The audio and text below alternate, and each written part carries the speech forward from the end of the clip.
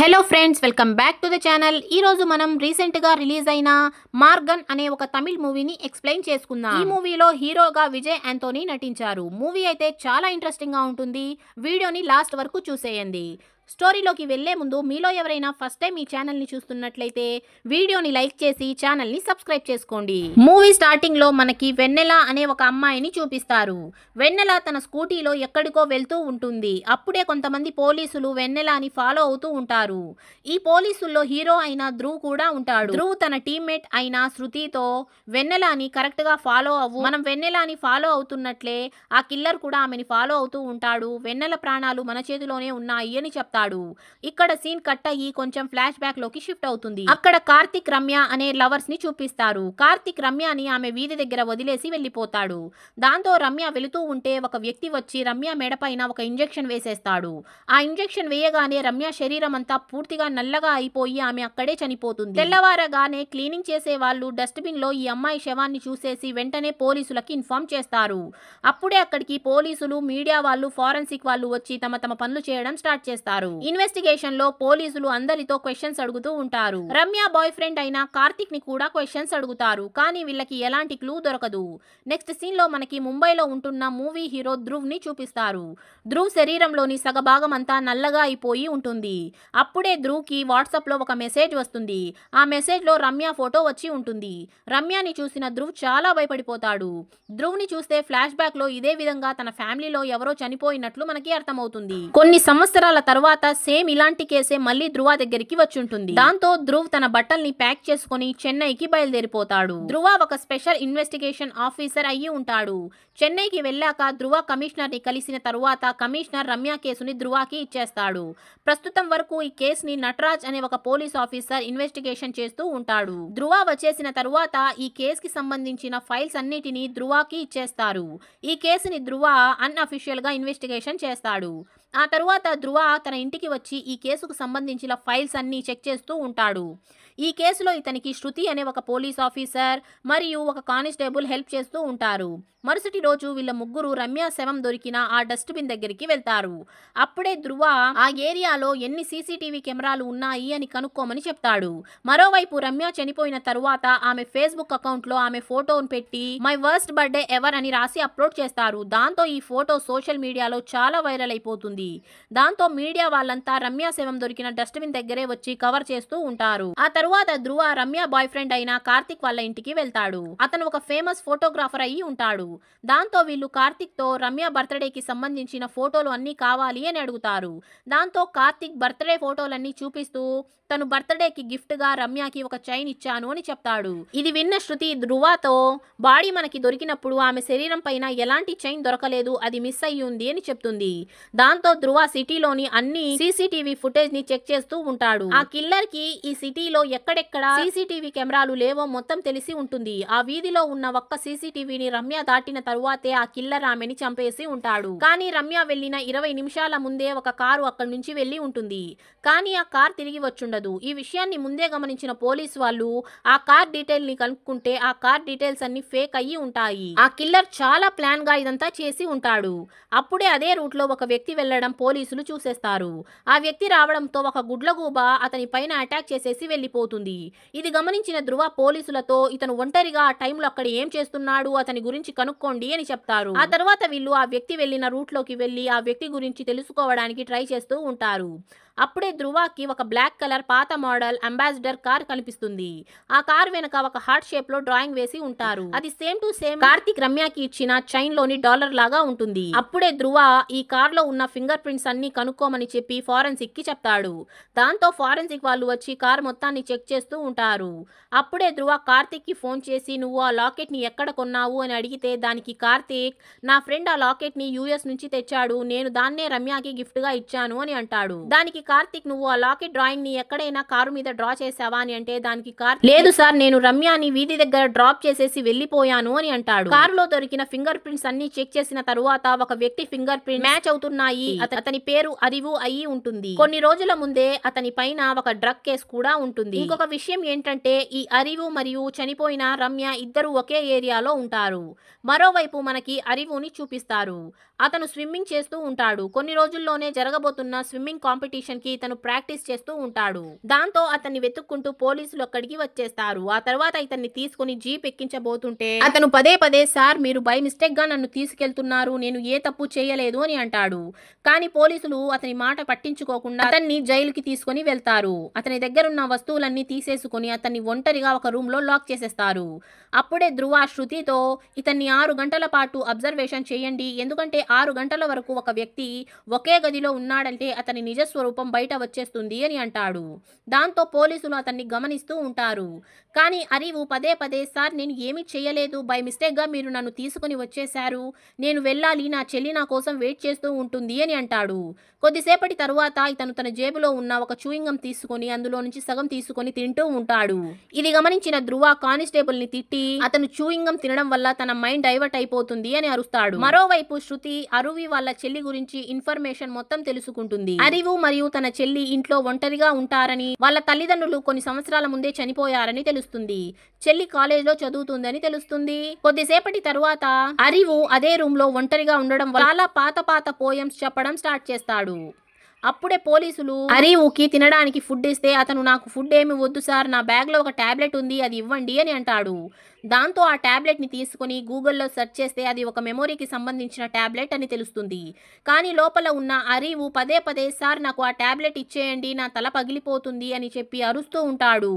అప్పుడే అతను పదే పదే నిమిషానికి ఒక్కసారి నీళ్లు తాగుతూ ఉంటాడు. అప్పుడే అతను కళ్ళు మూసుకొని మెడిటేషన్ చేస్తూ ఉంటే అతని కళ్ళ ముందర ఒక అమ్మాయి కనిపిస్తుంది. ఆ అమ్మాయిని చూసిన ఇతను చాలా డిస్టర్బ్ అయిపోయి పదే పదే నీళ్లు తాగుతూ ఉంటాడు. అలాగే పోలీసులని టాబ్లెట్ ఇవ్వమని అడుగుతూ ఉంటాడు. చూస్తూనే ఇతను 20 లీటర్ల నీళ్లు తాగేస్తాడు. ఆ తర్వాత అరివు గోడ పైన అమ్మాయి డ్రాయింగ్ వేసి తనే తుడిచేస్తాడు. చూస్తూ ఉండగానే ఇతను చాలా అగ్రెసివ్ గా బిహేవ్ చేయడం స్టార్ట్ చేస్తాడు.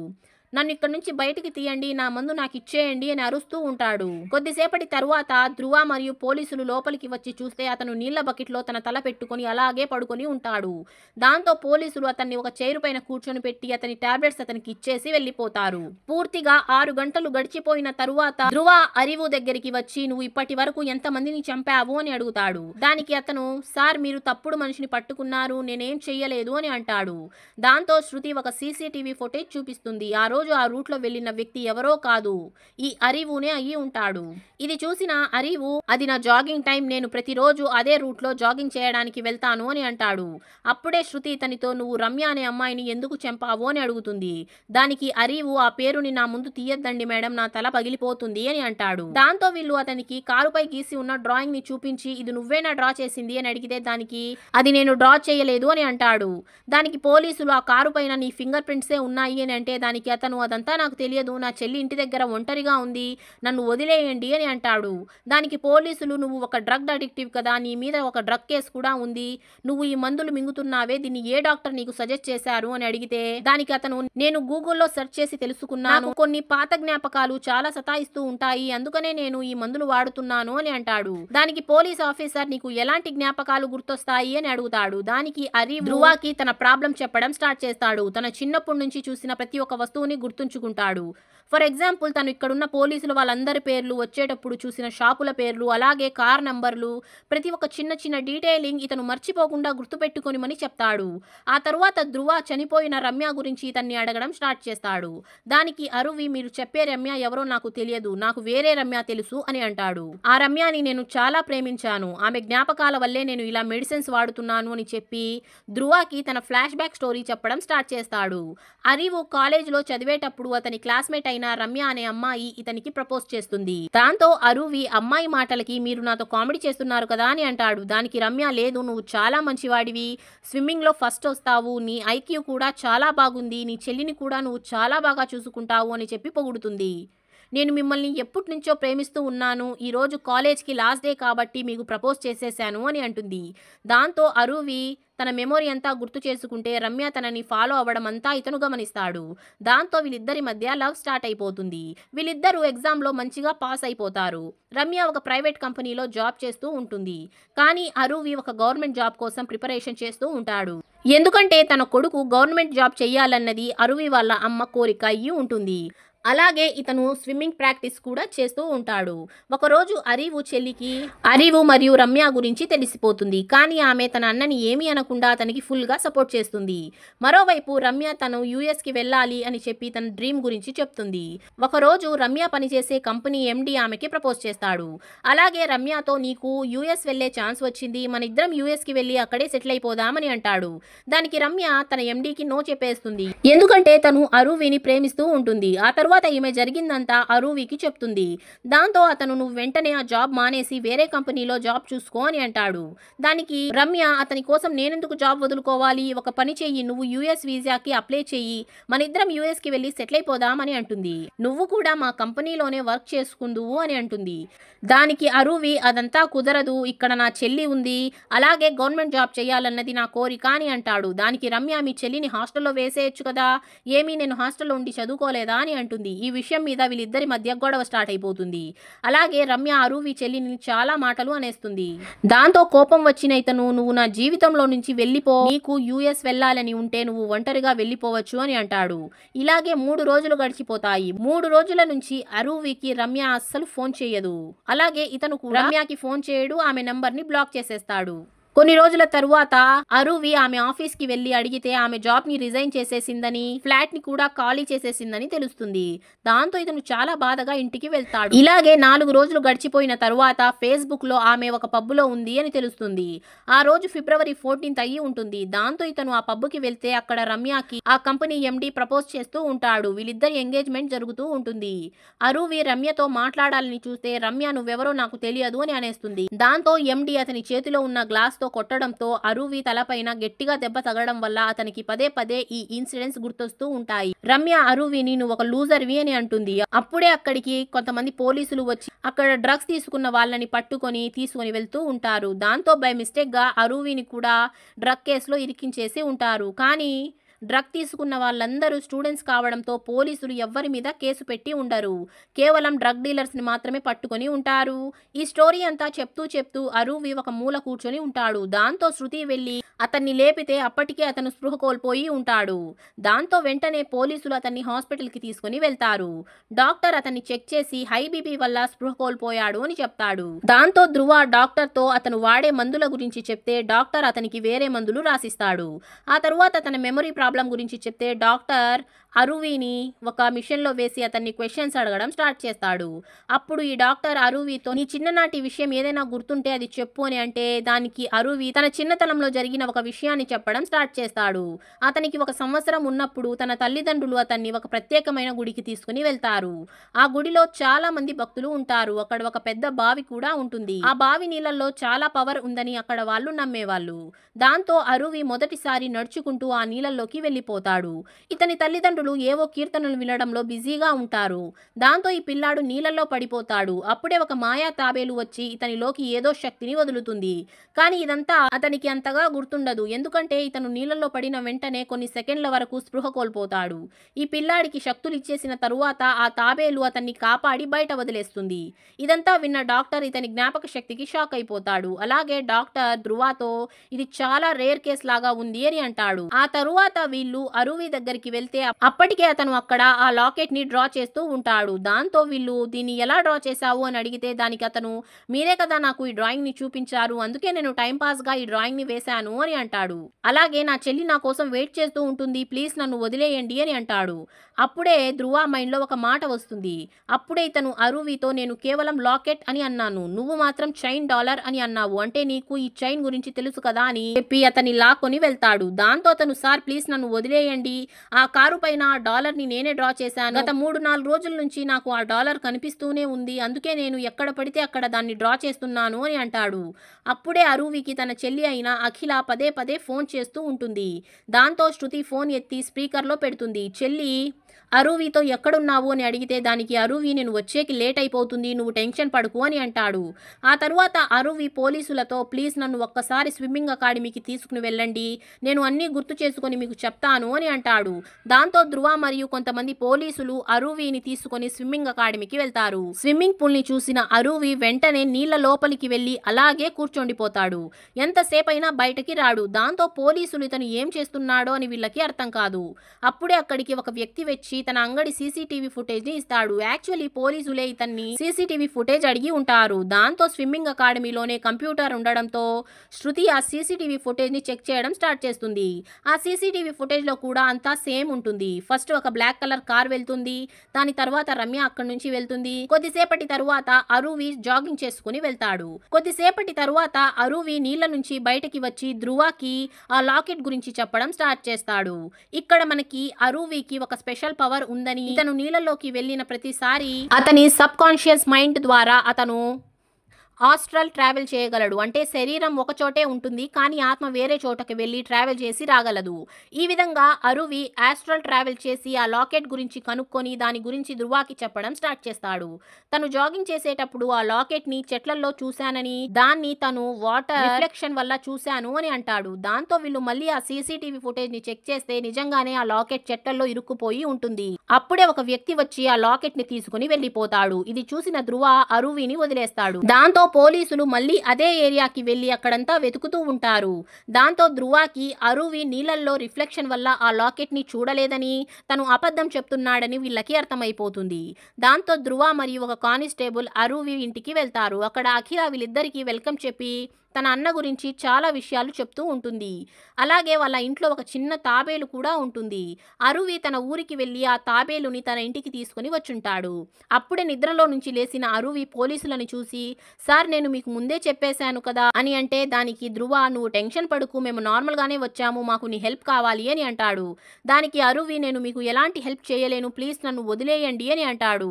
అలాగే నాకు పెద్ద పెద్ద అంబిషన్స్ ఉన్నాయి, మీకు కేవలం ఆ కిల్లర్ కావాలి, అతన్ని పట్టుకుంటే మీకు మెడల్స్ వస్తాయి, నన్ను నమ్ముకొని నా చెల్లి ఇక్కడ ఉంది అని చెప్పి గట్టిగా మాట్లాడుతాడు. ఇది విన్న ధ్రువకి పిచ్చ కోపం వచ్చి, నేను ఇక్కడ మెడల్ కోసం ఏమీ పని చేయడం లేదు, నేను నా ఫ్యామిలీ మెంబర్ని పోగొట్టుకున్నాను అని చెప్పి అతనికి ఒక వీడియోని చూపిస్తాడు. ఆ వీడియోలోనే నేను నా కూతురు ప్రియాని లాస్ట్ సారి చూశాను అని అంటాడు.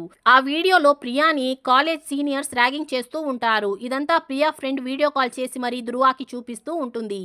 ప్రియాని ర్యాగింగ్ చేస్తున్న అబ్బాయి భుజం పైన ఒక గుడ్లగూబ ఉంటుంది. అతని గురించి కనుక్కుంటే అతను అసలు స్టూడెంటే కాదు, అతను ఒక డ్రగ్ డీలర్ అయిన సాదిక్ అని ధ్రువకి తెలుస్తుంది. మరుసటి రోజు ధ్రువకి తన కూతురు చనిపోయిందని తెలుస్తుంది. ఆమె శరీరం అంతా నల్లగా అయిపోయి ఉంటుంది. తన కూతురుని అలా చూసేసిన ధ్రువ చాలా ఏడుస్తాడు. ఇన్వెస్టిగేషన్ చేస్తే ఆమెని ఒక ఇంజెక్షన్ వేసి చంపేశారని, ఆ ఇంజెక్షన్ లో ఏదో కెమికల్ ఉందని తెలుస్తుంది. దాంతో ధ్రువ తనకి తెలిసిన డ్రగ్ డీలర్స్ అందరినీ ఎన్కౌంటర్ చేసి చంపేస్తూ ఉంటాడు. ఎంత వెతికినా కూడా ఇతనికి సాదిక్ దొరకడు. దాంతో సాదిక్ ఉన్న చోటికి వెళ్తే అక్కడ సాదిక్ శవం దొరుకుతుంది. అతను కూడా పూర్తిగా నల్లగా అయిపోయి చనిపోయి ఉంటాడు. అప్పుడే ఒక వ్యక్తి ఎవరో వచ్చి ధ్రువకి ఒక సైడ్ ఇంజెక్షన్ చేసేస్తాడు. దాంతో ఒక సైడ్ మాత్రమే ధ్రువ శరీరం అంతా నల్లగా అయిపోయి ఉంటుంది. కానీ ఆ ఇంజెక్షన్ వేసినా కూడా ధ్రువ ఎందుకు చనిపోలేదో మనకి మూవీ ఎండింగ్ లో తెలుస్తుంది. ఈ విధంగా స్టోరీ అంతా చెప్పిన తరువాత ధ్రువ అరువితో ఇన్ని సంవత్సరాల తరువాత ఈ కేసు మళ్ళీ చెన్నైలో జరిగింది, ఇంకొకరు ఆ కిల్లర్ కి బలి అవ్వకుండా నువ్వు నాకు హెల్ప్ చేయాలి అని అంటాడు. నా కూతుర్ని చంపిన వాడిని నేను ఖచ్చితంగా పట్టుకుంటాను అని అంటాడు.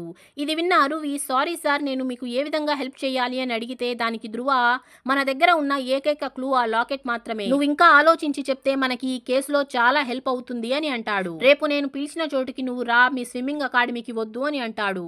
మరుసటి రోజు ధ్రువ అరువికి ఒక సముద్రం దగ్గరికి తీసుకుని వెళ్తాడు. అక్కడ అతనికి స్విమ్మింగ్ కాస్ట్యూమ్స్ వేసి బయటకు పంపిస్తారు. దాంతో అరువి నీళ్ళల్లో దూకి మళ్ళీ అతను మెడిటేషన్ చేయడం స్టార్ట్ చేస్తాడు. ఆ తరువాత అరువి హాస్టల్ ట్రావెల్ చేసి తను జాగింగ్ చేసిన రోజు, అంటే రమ్య చనిపోయిన రోజు అదే టైంలో అదే ప్లేస్ కి వెళ్తాడు. అప్పుడే ఆ కిల్లర్ రమ్యాని చంపేసి ఆమె డెడ్ బాడీని కార్ డిక్కీలో పెట్టి ఆ లాకెట్ తీసుకుని రావడానికి వస్తాడు.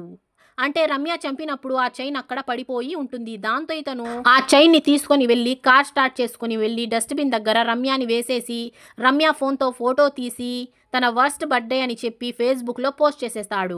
ఆ తరువాత ఆ కిల్లర్ అక్కడి నుంచి వెళ్ళిపోతాడు. అరువి తన హాస్టల్ ట్రావెల్ సహాయంతో ఆ కిల్లర్ ని ఫాలో అవుతూ ఉంటాడు. ఆ కిల్లర్ వెళ్ళిన ప్రతి చోటికి అరువి కూడా వెళ్తాడు. ఆ కిల్లర్ తన ఇంటికి వెళ్తే అక్కడ ఒక గుడ్లగూబ ఉంటుంది. ఆ గుడ్లగూబని చూసిన అరువి చాలా భయపడిపోతాడు. ఎందుకంటే ఇతనికి గుడ్లగూబలంటే చాలా భయం. అప్పుడే ఎవరో ఒకతను సముద్రంలో నుంచి అరువిని బయటికి లాగేస్తారు. ఎందుకంటే అతను నీళ్ళల్లోకి వెళ్ళి చాలా టైం అయిపోయి ఉంటుంది. ఆ తరువాత అరువి తను చూసిన ప్రతి దాన్ని డీటెయిల్‌గా ధ్రువకి చెప్తాడు. కన్ఫర్మేషన్ కోసం ధ్రువ అరువి చెప్పిన రూట్‌లో చెక్ చేస్తే అక్కడ ఆ రోజు నిజంగానే ఆ బండి వెళ్ళి ఉంటుంది. దాంతో ధ్రువ అరువి గురించి కనుక్కోవడానికి ఆ డాక్టర్ దగ్గరికి వెళ్తాడు. ధ్రువ డాక్టర్‌కి జరిగిందంతా చెప్తే డాక్టర్ నేను మీకు ముందే చెప్పాను కదా అరువిది చాలా రేర్ కేస్ అని అంటాడు. అలాగే 1970లో డోర్తీ ఆలివన్ అనే ఒక మహిళ ఇలాంటి చాలా మిస్టీరియస్ కేసుల్ని సాల్వ్ చేసింది. ఆమె తన దగ్గర ఉన్న పవర్ తో చాలా కేసుల్ని సాల్వ్ చేసేసింది. ఈ కేసుల ఇన్వెస్టిగేషన్ లో ఎప్పుడు వెళ్ళని చూడని ప్లేసులకు కూడా ఆమె తన పవర్స్ ద్వారా అన్ని కేసుల్ని సాల్వ్ చేసింది అని చెప్తాడు. ఆ తరువాత ధ్రువ మరియు ఒక కానిస్టేబుల్ అరువి చెప్పిన ప్లేస్ లో వెళ్లి ఆ కిల్లర్ గురించి వెతుకుతూ ఉంటారు. ఆ తరువాత వీళ్ళు ఒక డంప్ యార్డ్ దగ్గరికి వెళ్లి ఇక్కడ ఎవరి ఇళ్లలో అయినా గుడ్లగూబ ఉండడం మీరు చూసారా అని అడుగుతూ ఉంటారు. అప్పుడే ఒక చిన్న పాప అంకుల్ నేను గుడ్లగూబని చూశాను అని అంటుంది. అలాగే నాకు కళ్ళు కనిపించవు కానీ వాళ్ళు ఉండే ఇల్లు నాకు తెలుసు, ఆ ఏరియా ఎక్కడుందో మీకు చూపిస్తాను అని తీసుకుని వెళ్లి ఒక ఇంటిని చూపిస్తుంది. ఆ ఇల్లు అరువి చెప్పిన ఇల్లే అయ్యి ఉంటుంది. బయట క్రాస్ సింబల్ ఉంది అని అతను చెప్పి ఉంటాడు. ఆ తరువాత వీళ్ళు లోపలికి వెళ్తే అక్కడ ఎవ్వరూ ఉండడు. అక్కడ టూలెట్ బోర్డ్ పెట్టి ఉంటారు. దాంతో వెంటనే వీళ్ళు ఇంటి ఓనర్ కి పిలిపిస్తే అక్కడ 3 మనుషులు ఉండేవాళ్ళు. వాళ్ళు నెలకి 10,000 ఇంటి రెంట్ ఇచ్చేవాళ్ళు. వాళ్ళ ఫేస్ ని ఇంతవరకు తను చూడలేదని, వాళ్ళు ఎప్పుడు మాస్క్ వేసుకుని ఉండేవాళ్ళు అని చెప్తాడు. ఆ తరువాత లోపలికి వెళ్లి ధ్రువ రూమ్ అంతా చెక్ చేస్తే అక్కడ ఒక మెడిసిన్ బాటిల్ కనిపిస్తుంది.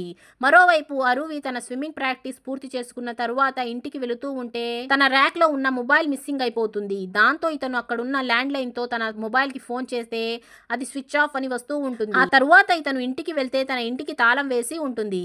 తన చెల్లి ఇంతవరకు ఇంటికి వచ్చి ఉండదు. అప్పుడే పక్కింటి పిల్లాన్ని అడిగితే అక్క ఒక బ్లాక్ కలర్ బండిలో వెళ్ళింది అని చెప్తాడు. ఇది విన్న అరువి చాలా భయపడిపోతాడు. తన దగ్గర మొబైల్ లేకపోవడంతో వేరే మొబైల్ తీసుకుని అఖిలాకి ఫోన్ చేస్తే నాట్ రీచబుల్ అని వస్తూ ఉంటుంది. దాంతో అరువి వెంటనే శృతికి ఫోన్ చేస్తాడు. దానికి శృతి నువ్వేం భయపడద్దు, ఫ్రెండ్స్ తో ఎక్కడికైనా వెళ్ళి ఉంటుంది, వచ్చేస్తుంది అని చెప్తుంది.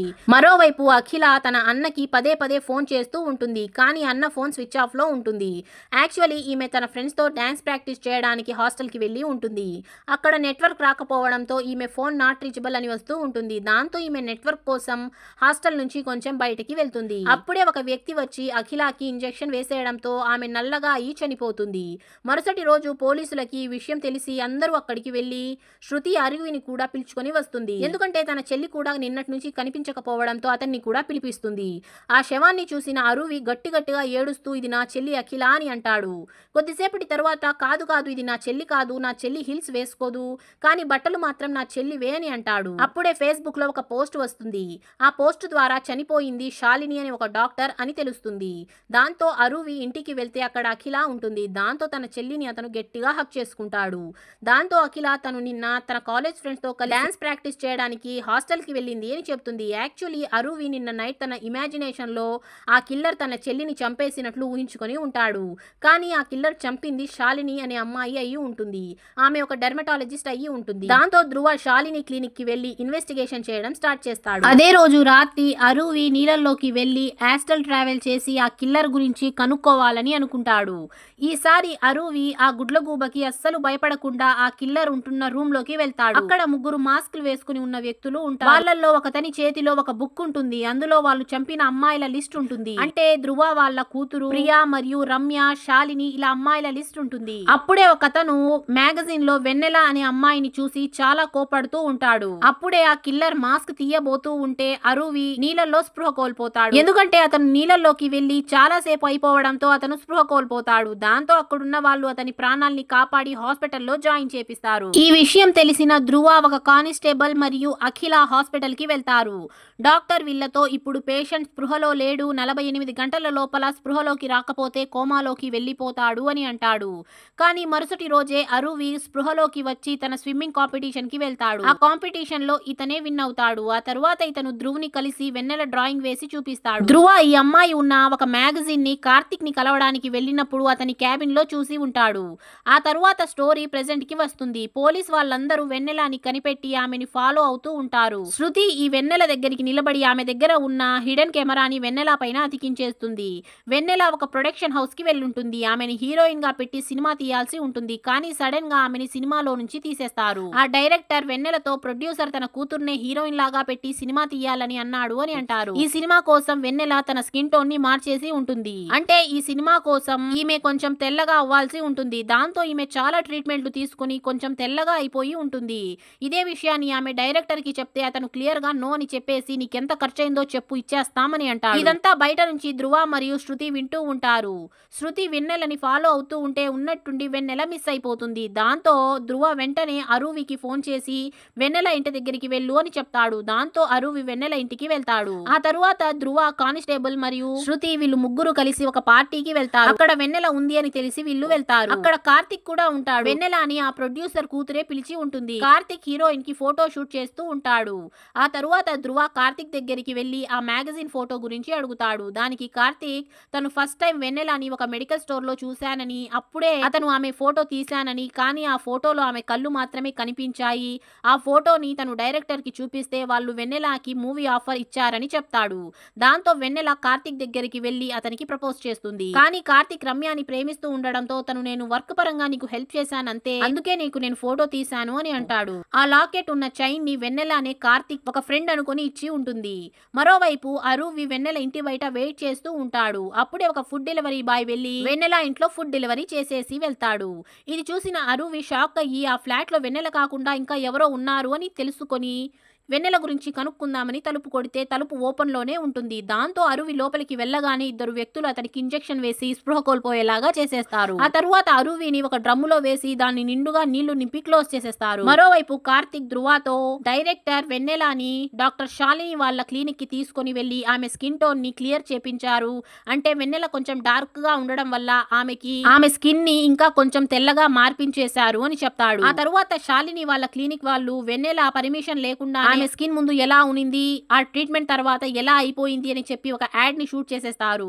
మరోవైపు నీళ్ళల్లో ఉన్న అరువి చనిపోయి ఉంటాడని వాళ్ళు డ్రమ్ ఓపెన్ చేస్తే అరువి బయటకి వచ్చి వాళ్ళతో ఫైట్ చేయడం స్టార్ట్ చేస్తాడు. మరోవైపు ధృవ వెన్నెల ఫోటోని చూస్తూ ఉంటే అతనికి ఒకటి గుర్తొస్తుంది. తన కూతురైన ప్రియాని ర్యాగింగ్ చేస్తూ ఉంటారు కదా, వాళ్ళ గ్యాంగ్ లో వెన్నెల కూడా ఉంటుంది. యాక్చువల్లీ ఈ వెన్నెల అసలు పేరు మేఘాయి ఉంటుంది.